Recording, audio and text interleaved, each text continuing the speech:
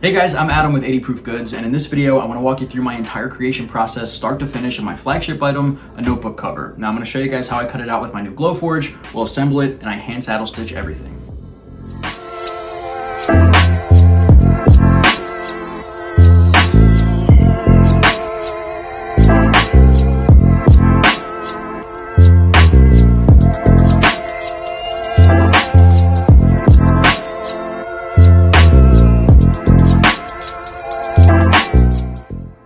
Now for those of you new to the channel, and you probably are because it's only my second video, 80Proof Goods is a small leather goods brand that I started really as a hobby, and it's slowly grown into a business that I wanted to make content for to show you guys my entire process. Now, I focus on things like belts and wallets, notebook covers, tote bags, and if you want to see the website, it's 80Proof Goods. You can tap the link in the description.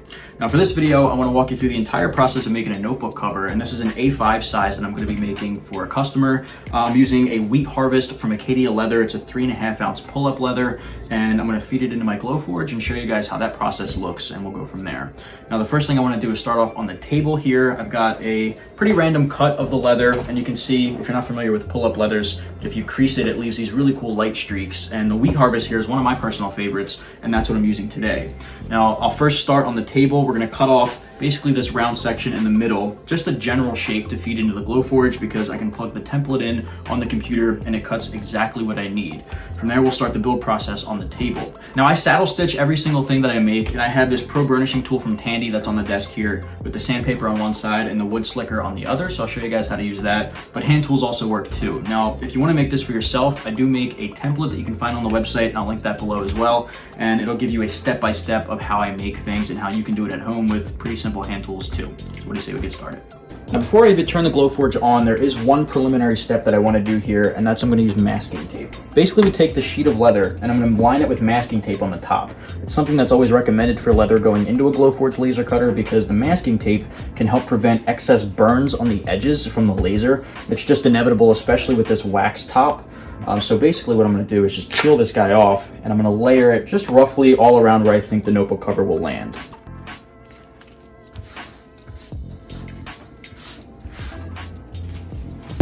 Alright, so at this point, let's just open the laser cutter. I'll lay this guy right into the bed, and we can turn it on. Now while this thing is starting up, it's going to make a ton of noise, and it's going to start moving back and forth to center on the center of the bed here. This is essentially the printer head where the laser is underneath. The glass tube there has some cooling liquid in it to make sure that it's cooling off. It's got the tape in there that's basically going to feed the information, and up top here, there is a camera. So when I shut the lid, it's basically going to scan the bed here and know exactly what it's looking at. We're going to see a picture of this on our computer screen, and I can line up the notebook cover right on top of the masking tape where I want it to be. If you use some Glowforge materials that are their proof grade, you'll be able to actually scan it and know exactly what the leather is. So I had to make a custom setting here to know that this is the custom leather of my choice. It's not something certified from Glowforge that you can still use in the bed here. While it's doing that, you'll see that it's centering, it's scanning the bed, and we're going to move forward.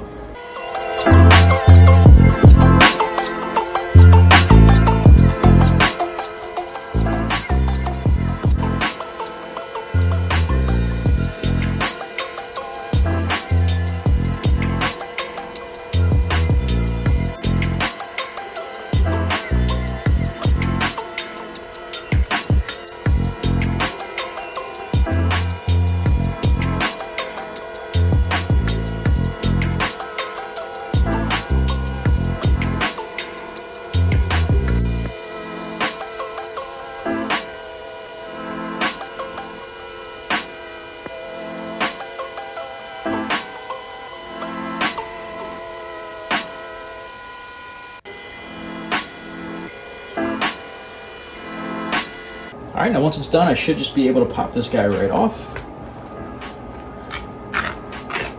Looks like it still has some fibers stuck on, so I could probably increase the power for the next cut. Once I have this guy out, I'll punch out the rest of these holes on the table. I'm going to get started on cutting the outer panel, because as you can see, this is the inner panel. So let's toss this aside and start on the next cut.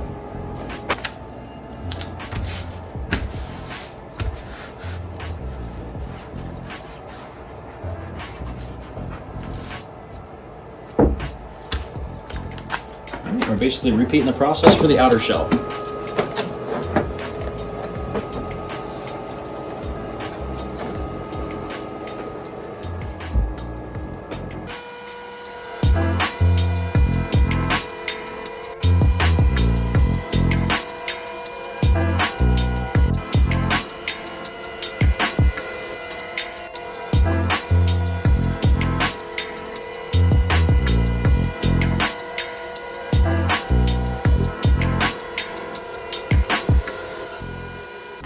right, so we've got the interior panel cut out, we've got the exterior panel cut out, and we have the 2 pen loops cut out. Now, I'm not gonna focus on the pen loops just yet, and we're gonna put this aside as well. We're focusing on the inside cover.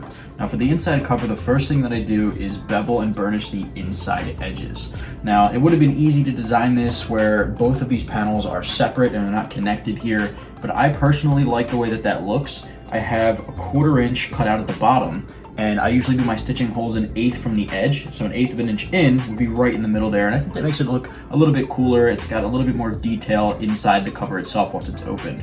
Now when it comes to beveling, I use a Palo Santo #2 edge beveler, and this cork here is just for protection, and this is essentially what that guy looks like.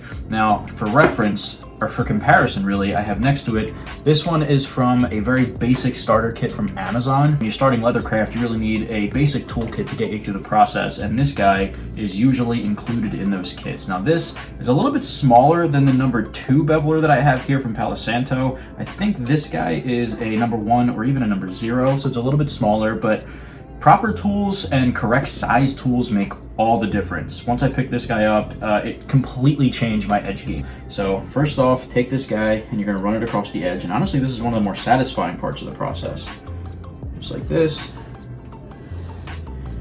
And if you go all the way across with a clean cut, you get this curly cue that comes off of it, and that's just a little shave of leather. So basically, I'm just gonna follow that all the way around the rectangle.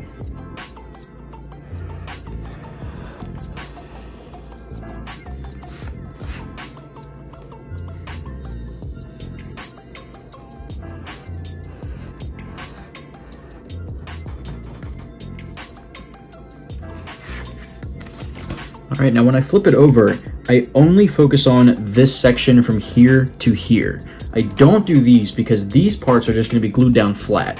This is actually just gonna be open, and this inside is another pocket. So keeping this section that's gonna be glued flat with a hard edge gives it more of a contact surface to glue down. If I was to bevel this edge here, it rounds the corner, and that rounded part would be glued down, and it doesn't exactly sit right. So I don't bevel the underside of this, just each of the side panels.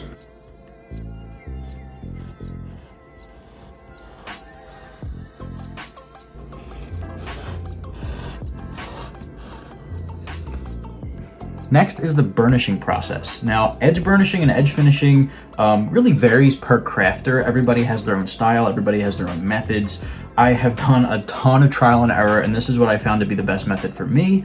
For pull-up leathers like this that I'm not hand dyeing, finished leathers that I buy just like this, I don't use a wood slicker first. I use Tokonole.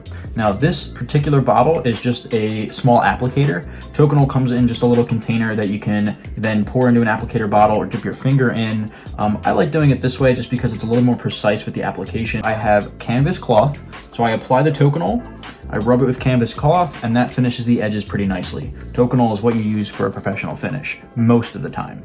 I also just keep, a ratty t-shirt around just so I can wipe my finger off when I'm done. So the first thing I'm gonna do is just apply it to the edge here.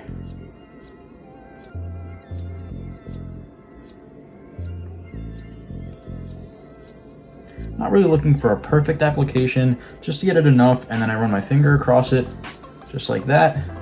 Use the t-shirt to rub it off, and take a little bit off the surface. Now, canvas cloth I find to be a really good way to finish the edges. The material definitely goes a long way to get a professional look. So basically just rubbing this guy right along the edge here once the Tokonole has been applied.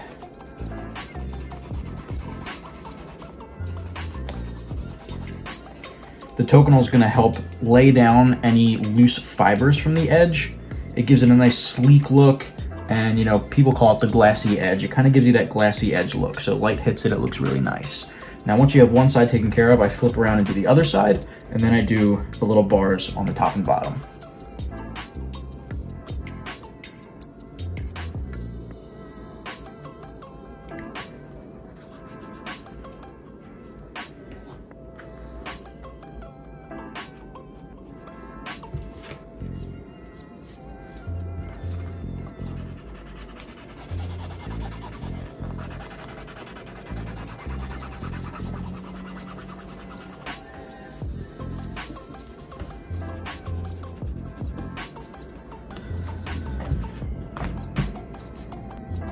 All right, so now we're basically gonna do the same exact process to the pen loops. Now these are just a little bit quicker and you have a little bit less to do just because the top and the bottom here of the rectangles are gonna be glued down and you won't be able to see them since it's gonna loop just like this.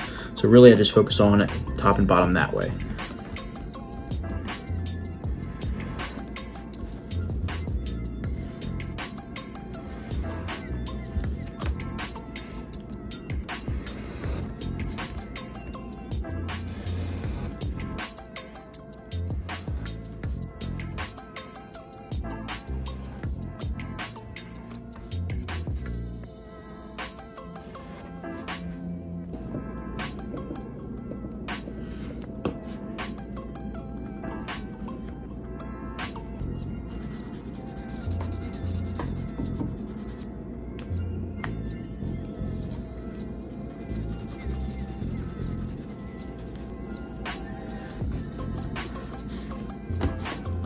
All right, next up is the gluing process. We're gonna glue down the 2 pen loops to the inside of our outer shell. Now, I choose to do it to the inside of the outer shell just because this is one solid piece. It's easy to measure, it's easy to line up, and then I glue the inner shell to the back of that. Now, for this process, I use Aquilim 315, which is a water-based glue, which I find to be one of the best ones. You can get this from District Leather Supply. It's an 8 fluid ounce bottle, and I use a foam applicator sponge. Now, this guy I get in like a 50 pack or 100 pack from Amazon, and they're disposable, easy to use. You don't have to worry about cleaning off a brush or anything like that. Just use it, one and done. First, you want to determine which side you want to be the front of your notebook cover. I'm picking this side just because it already has some of the wrinkles here, and I think that gives it some really nice character on the front end. It's kind of the whole point of the pull-up leather. It gives it that character. So I'm going to use that as the front because it's already got some distress there.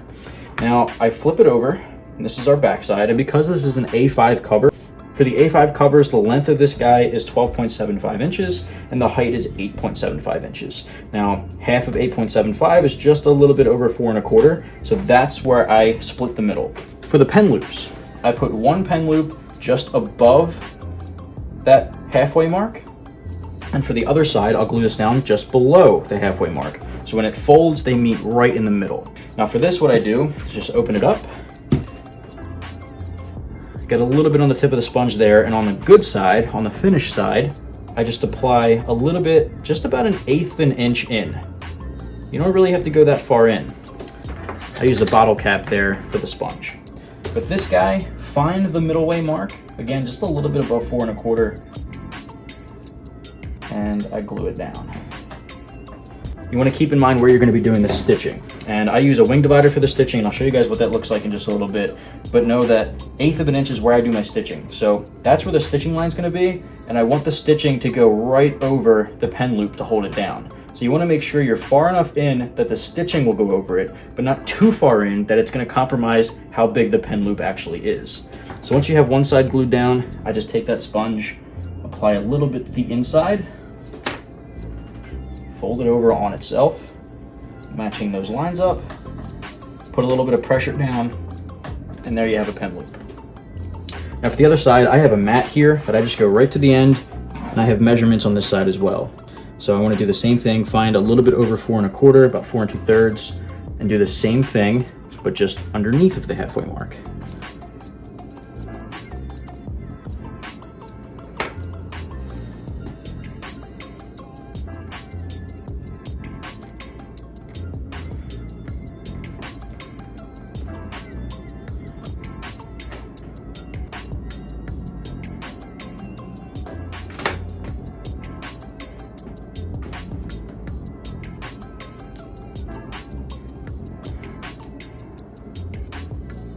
All right, at this point you want to test it out, so I'm going to fold this guy closed, match those lines up, and you can see it's a perfect match. Now I like to leave just the smallest gap between the two, just so when you are closing it and the pen's there, it might tend to pull it down, and I don't want it to be, you know, pushing on against each other. So just a little bit of gap there is perfect. All right, next is really finishing the assembly. I'm going to apply glue all around the edges, about maybe a 1/4 way in, all the way around the edge, and then we're going to take the inside cover and just apply it down.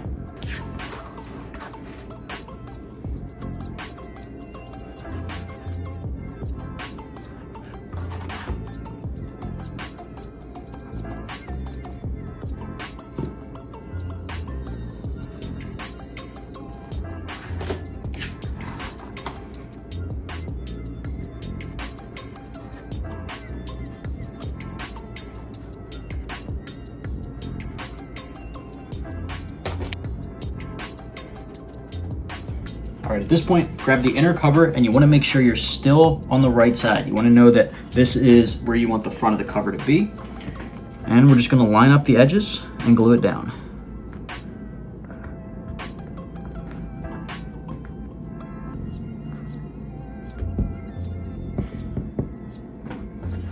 And because we used a laser cutter, this is an exact perfect match. They're the exact same cuts. It wasn't done by hand, so there's no user error. There's no worry in the world about it being just a little bit off in length and a little bit off in height. Laser cutter is just absolutely perfect.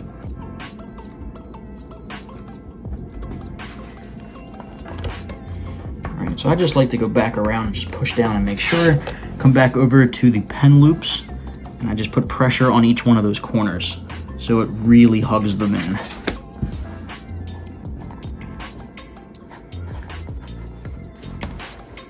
All right, for the next part, this tool is something I recommend for everyone. This is a wing divider. The wing divider is going to help me mark my stitching lines. Now, the stitching holes are not something that I cut with the laser cutter as of yet. I'm still punching those by hand. So having the wing divider allows me to go over to the edge here, and I can rotate this, and it can make it bigger or smaller depending on where I want it to be. So I do, for all of my projects, a stitching line 1/8 of an inch away from the edge. So I measure that here with my mat, come back over, I go right up to the edge, and you drag it down. It's gonna leave an indent on the end there. And that's my stitching line. So now I'm gonna go all the way around.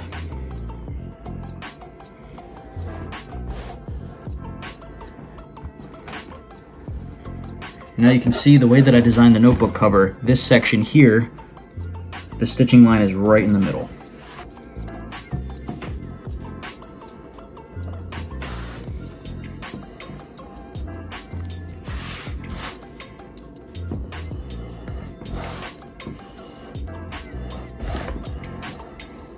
Next up is the relatively annoying part, hammering out your stitching holes. Now, you can do this in a number of different ways using a number of different methods and really a number of different tools. I use Cinnabrox pricking irons. Now, Cinnabrox is one artisan who makes amazing tools, and this is another category of tools in which buying the really high quality premium stuff makes all the difference to your finished product. Now, the Cinnabrox tools are a little bit pricey, but for a good reason. I have a 6-tooth and a 2-tooth, and I have these at the 4.0 millimeters. So that means each tooth is 4 millimeters apart. So that's gonna be how far apart the stitching holes are. Now, I use the slanted pricking irons. There are also just regular hole punches available, but depending on which style you pick will change the result of your stitching. So there's no really right or wrong way or right or wrong design. I prefer the slanted holes because you get that sort of zigzag look on the stitching, and I think it really shows off some really nice craftsmanship. Now, these come in 6-tooth, 2-tooth, 5-tooth, 10-tooth, 12. You can kind of pick how big you want your pricking iron to be, but I find that the bigger and more pricking iron teeth that there are on the tool, the harder you have to hit. So I like to use the 6, and I use the 2 to change my corner. If I'm coming up at the top here and I need to go onto the next side, having the 2-tooth allows you to just pivot, whereas having the big one, you really can't do that. So if you're gonna pick up pricking irons, I recommend at least getting 2, one with a little bit larger of a tooth selection and a 2-tooth for the corners. Now, what you're also gonna need for that is a punch pad.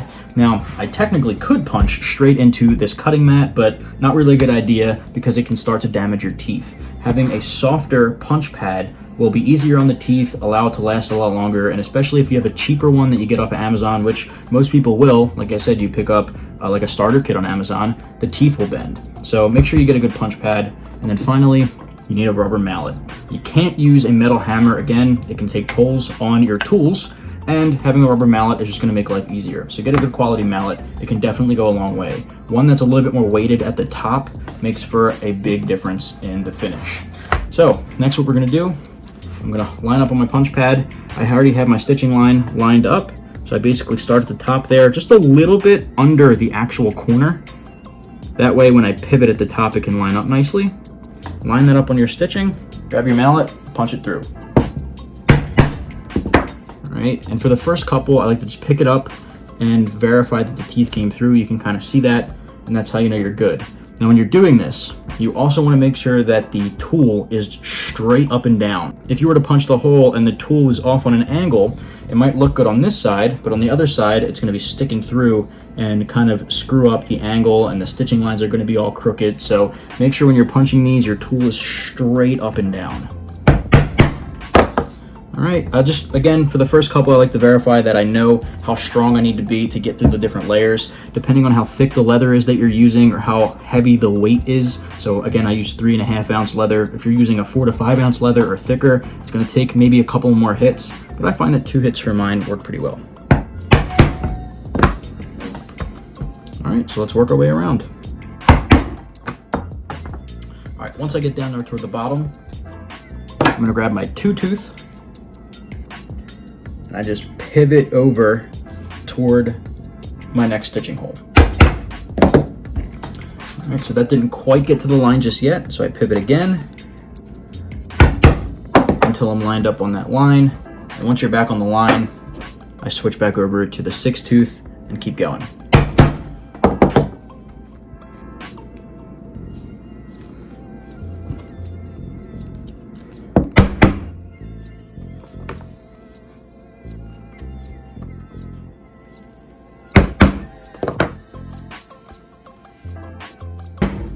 One more hit, and we're all the way back around. All right, next step of the process here is stitching. Now, these are the essentials for stitching. I have my Auburn thread. This is the color I'm using here. This is Vinymo number 5. Vinymo is the brand, number 5 is the size thread. Now there's a ton of different sizes from 0, I think it goes up to 10 or 8 maybe. The higher the number, the thicker the thread, the lower the number, the thinner the thread. I like 5, I think 5 is a really good size, especially for little goods like this. If you're doing something a lot bigger, like a duffel bag, you might use a thicker one, but I tend to stick to Vinymo number 5 for everything. This guy's full of needles. I use John James needles that are specifically made for the number 5 thread. So of course we're just gonna need 2 of these, so I'll grab those, set those down. Next we have thread cutter, just a pair of scissors really will do. And this is another thing I got from an Amazon kit. And then finally, this is the game changer. This is the Thread Zap 2. Now, this is a tool that basically heats up when you hit this button to a couple hundred degrees, I think. You can see it start to smoke there. This is what I use once I get all the way to the end and I cut the thread off. You use this to burn the little edges of the thread so that, number 1, they look a lot cleaner, and number 2, the thread won't get undone. So burning this just melts the end of the thread and kind of keeps it in place there, and it looks a lot cleaner. Now, a lot of guys you'll see online, if you're looking up how to saddle stitch or things like that, you'll see a lot of guys finish theirs with a Bic lighter. Bic lighters work, but when you do that, the flame is a little bit less controlled, so you start to burn the thread around it, and it can look a little bit uglier. So for a cleaner finish, definitely recommend Thread Zap. I think it's like 14 bucks on Amazon. Super easy and very convenient.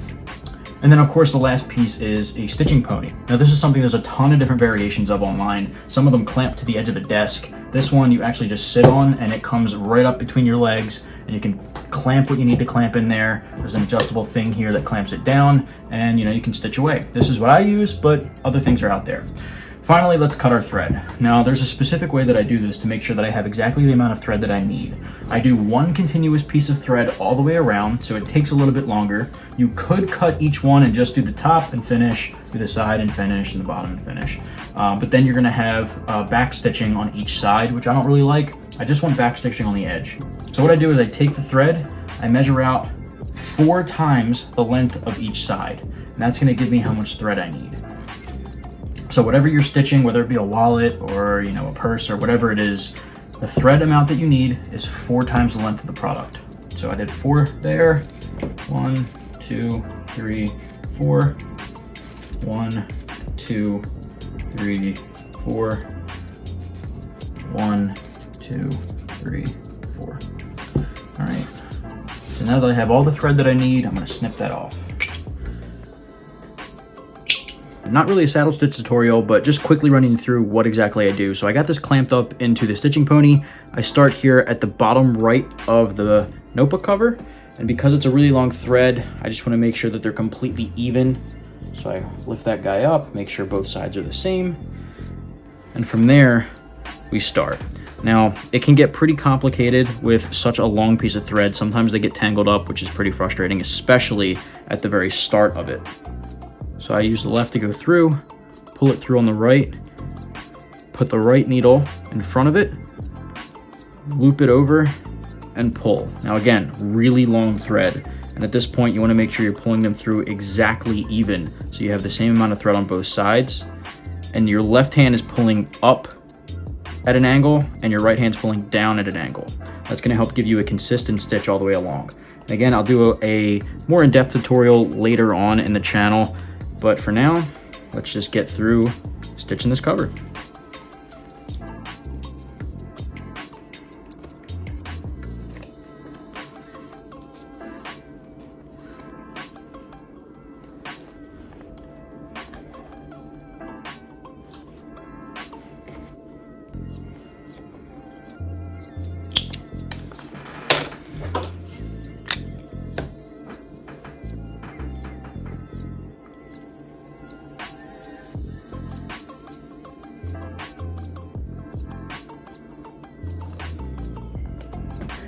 All right, once I'm done with the stitching, there's only a couple more steps left before we're finished. You can see it coming together. I mean, this is essentially what the notebook cover is going to look like, but we still have a couple of steps to make it look a little bit more complete and professional. Once you're done with the stitching, the holes still look pretty big from pushing the needle all the way through and pulling it out the other side. So in order to close those up, there are two different methods. Some people like to take a hammer and just tap on the stitching all the way around, but that can give you a headache after a while, hammering things all freaking day. So I like to take a wood slicker like this, and the ball top here, I basically just put on the stitching and I roll it down the sides. This is going to close up the stitching holes and make the stitches themselves lay flat. It's going to help the stitching look a little bit more uniform, and in my opinion, just makes it look a little bit more complete. So I basically just roll it down each of the sides instead of hammering, just to, you know, keep the noise at a minimum. The next part of the process is a little bit more unique. I'm going to finish the edges of the notebook cover. That's really the last step here. We have the bevel and we burnish. Now, using manual hand tools can take a little bit longer. It's not my favorite part of the process, so I decided to upgrade to the 80 Pro Burnishing Machine from Tandy. Now, this guy here was a game changer. I'll dedicate a video later on for the channel here that explains exactly how this works and why it's more efficient, but just quickly know that one side of this has sandpaper, the other side is basically this hand wood slicker, but on a wheel.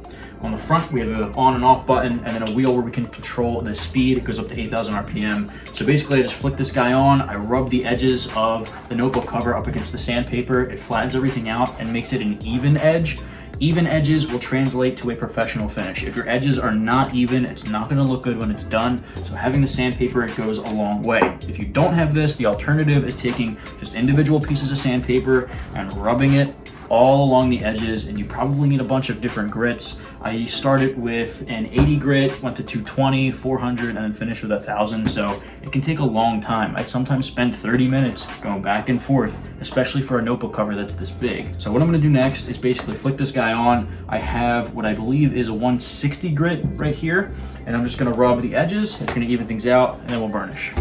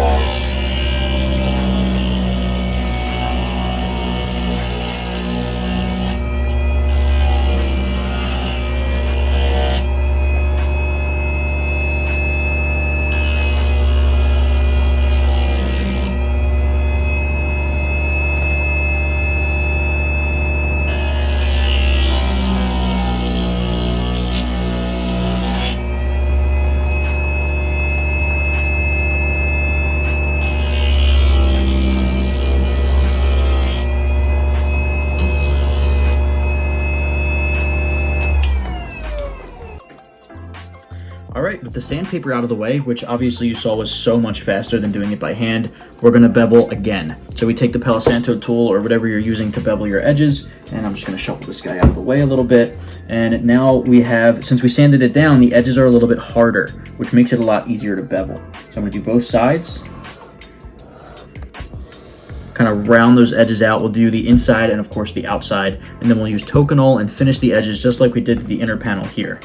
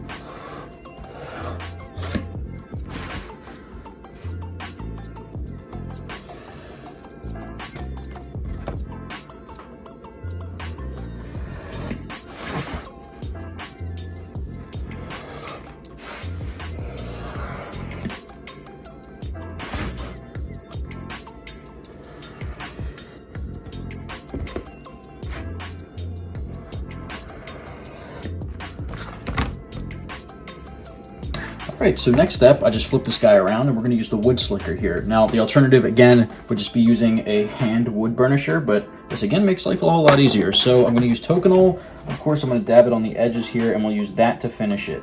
Now, another alternative would be canvas cloth like you saw me do earlier to the interior panel, but having the Pro Burnishing tool from Tandy makes life easy.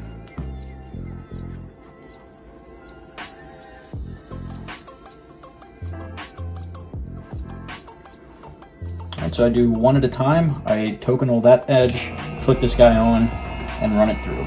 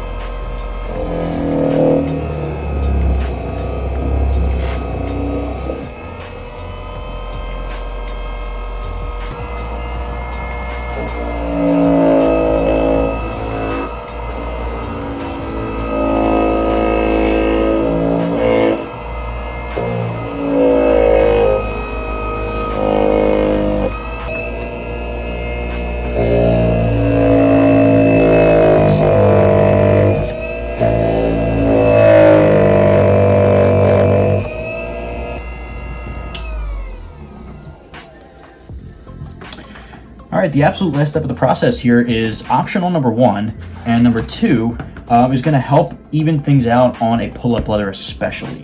Smith's Leather Balm is something that I use here. It's all natural. These guys make amazing products. It's made of cocoa butter, beeswax, and 100% almond oil, which is really nice. It smells amazing, and it's going to help massage out all of the imperfections in the leather. Because this is waxed, it's susceptible to scratches. Having a leather balm on hand can not only, one, help get that back to its original condition, and number two, it'll help hydrate the leather. Leather essentially is skin, you know, so skin can dehydrate, and leather balm's gonna help rehydrate it. So I use a cotton cloth, 100% cotton cloth, and some of the leather balm. And another thing worth noting is in the process, these pen loops, as you can see, are discolored from the oils moving on the inside, and having leather balm can help massage that back in the original color.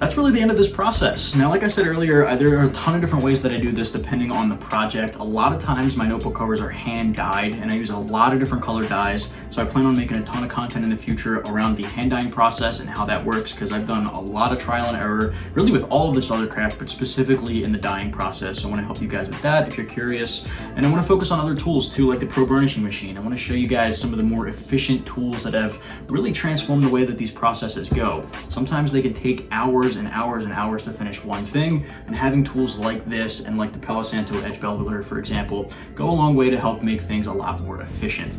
Now, if you want to check this out or build it for yourself, 80proofgoods.com is the way to go. I have this particular template already available so you can build it at home. It's a complete walkthrough, and I have a couple of other things there you might want to check out. And for the future, subscribe for the content that's coming up because I got a lot in the pipeline.